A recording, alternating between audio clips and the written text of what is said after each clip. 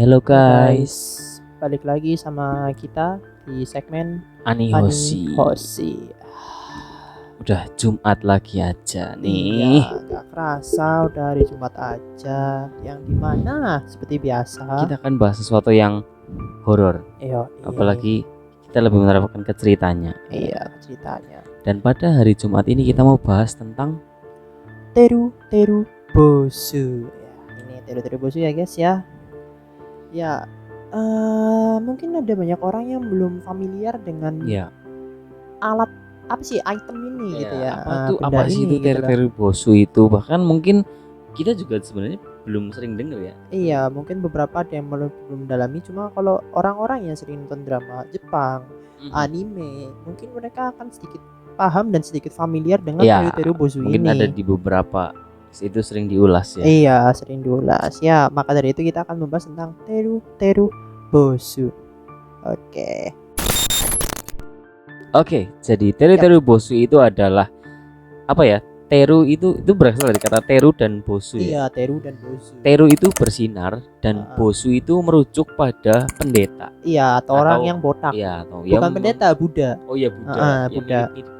Iya, pendeta tapi di agama Buddhis Iya, maksudnya pendeta di agama Buddhis ya. Ya memang cenderungnya kayak seperti kalian yang tahu mereka rata-rata botak ya.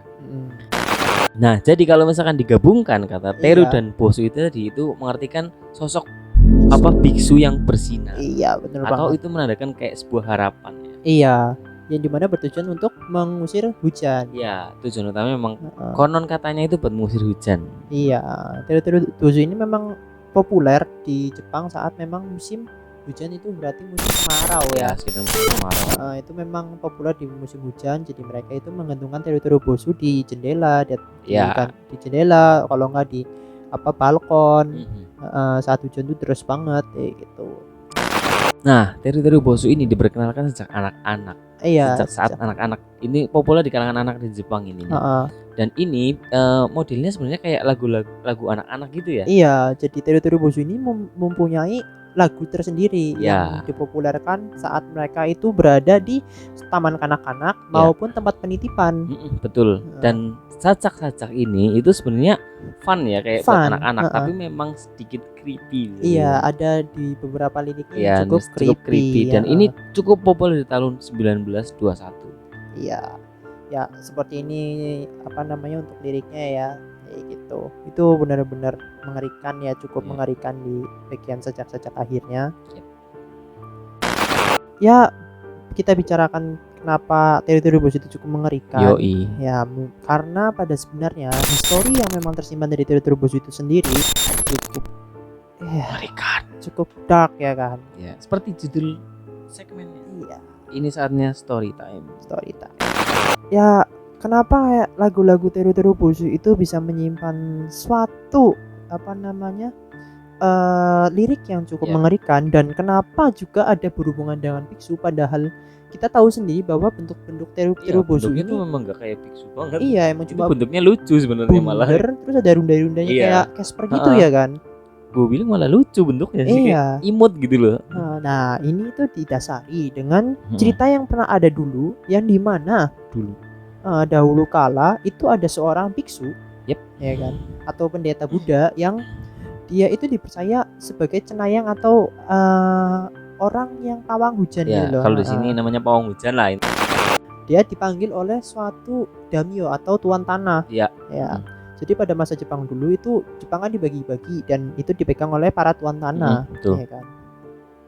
Dan di saat pendeta itu atau biksu itu dipanggil, dia tidak berhasil mengusir hujan selama kurang lebih waktunya itu sekitar 1 minggu. Padahal in case-nya sebelumnya itu kalau misalkan dia datang, dia masang itu ritual, dia melakukan ritual, itu memang hujannya berhenti setelah itu ya. Cenderung seperti itu, langsung berhenti. Nah, dalam tapi waktu yang singkat. Dalam in-case yang kali ini, biksu itu gagal untuk melakukan hal tersebut. Akhirnya, karena saking marahnya sang tuan tanah ini beranggapan bahwa biksu itu berbohong, ya kan? Akhirnya biksu itu pun dieksekusi. Dia pun dipenggal pada hari berikutnya, berarti hari ke-8 dia dipenggal. Dan seperti yang kalian tahu ya kan, pada zaman dulu jika orang mau dipenggal kan kepalanya kan ditutupin karung sekarang atau semacam juga itu, sih, ya kan, kayak gitu biar kan. ininya biar nggak lihat. Iya, nggak lihat, tutupin tuh, diikat kan. Nah, dipenggal dia cepret gitu. Karena saking marahnya Damyo ya kan pada saat itu kepada biksu itu, kepala yang tadi itu nggak langsung dibuang atau dikuburkan, tapi digantung. Iya, digantung di depan kuil. Saat itu juga dengan kain yang masih menutupi kepalanya. Dan malah justru setelah kepalanya digantung, hujannya langsung berhenti. Iya, hujan langsung berarti saat itu juga. Dan disitulah bermula Teru Bozu itu ada. Oke. Dan ada satu story lagi nih. Iya, ada story lagi yang menyelimuti Teru Bozu ini. Sebenarnya nggak beda jauh sama sebelumnya ya, cuma beda beda pemeran. Iya, beda pemeran. Oke, jadi kali ini ceritanya, kalau tadi itu biksu, ceritanya kali ini itu seorang gadis. Iya, seorang gadis. Gadis dengan sapu. Kalau di bahasa Tiongkok tuh namanya Shochinyan. Iya, atau dilafalkan secara Jepang itu Soseijo. Itu populer pada masa atau zaman Heian. Lama banget ya. Iya, lama banget. Heian sendiri itu aktif pada sekitaran tahun 1700-an. Di mana seorang gadis yang terkenal suka membawa sapu. Tukang sapu jalan. Tukang sapu. Nah, terus ini sebenarnya sama kayak misalkan kayak ada di suku Maya atau suku mana ya, suku lain ya. Kayak pengorbanan seseorang itu dianggap atau itu dianggap sebagai persembahan kepada dewa. Iya, persembahan kepada dewa. Nah, jadi si gadis ini itu dikorbankan. Dengan tujuan buat kayak permohonan pada dewa, tolong dong hujannya diberhentiin. Iya, dengan mereka berpikir bahwa gadis ini setelah mereka dikorban atau dibunuh, gadis ini itu akan naik ke surga, ya kan? Dan karena anggapan mereka surga itu di atas langit, si gadis itu akan menyapu awan hujan tersebut sehingga terang pun datang. Nah, seperti itu. Mereka percaya hal seperti itu. Padahal ya kita tahu lah pengorbanan itu bukan sesuatu yang memang buat menghentikan tragedi alam. Itu adalah cerita kedua dari histori dari Teru Bozu itu sendiri ya guys ya. Cukup dark sebenarnya ya. Walaupun cuma berfungsi untuk mengusir hujan. Iya, tapi yang sampai mau ngorbanin orang, yang pertama mau bunuh orang dan yang kedua mau ngorbanin orang hanya untuk hal itu ya kan. Wow.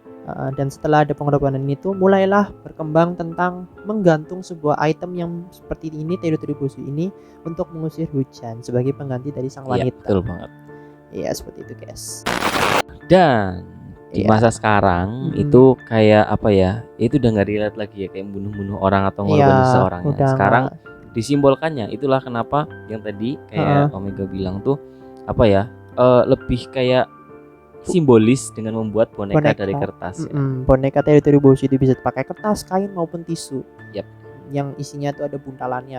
Terus biasanya wajahnya dirias-rias. Iya, wajahnya dirias-rias. Dan itu populer sebenarnya di awal zaman Edo. Itu mulai ada seperti itu. Dan sampai sekarang masih terbawa. Culture-nya masih ada. Itulah cerita di balik sebuah Teru Bozu yang kita anggap itu sebagai suatu boneka yang lucu dan hanya berdiri untuk mengusir hujan. Tetapi lagi-lagi ya backstory-nya tuh cukup mencengangkan sih. Iya. Itu pengenalan kita tentang Teru Bozu ini, ya kan. Kalau kalian punya mungkin ada cerita lain yang nggak kita ketahui, atau mungkin ada apa nih yang kalian tahu dari Teru Bozu? Iya. Kalian bisa tulis di kolom komentar. Dan bagi kalian yang suka tentang konten horor seperti ini, video-video horor, kalian bisa taruh like untuk menandai bahwa kalian suka. Dan kalau kalian juga sudah suka, jangan lupa di subscribe ya kawan-kawan. Subscribe, tapi di sharein juga ke teman-teman kalian. Biar sama-sama tahu cerita-cerita ini. asik. Jadi bukan cuma ini itu, tapi ada backstory-nya yang sebenarnya nggak banyak orang yang tahu. Karena ini anime horror story. Mungkin segitu aja untuk kisah seram untuk hari Jumat ini. Gua Akiyama Omega. Gua Ewa. See you to the next Ani Hoshi.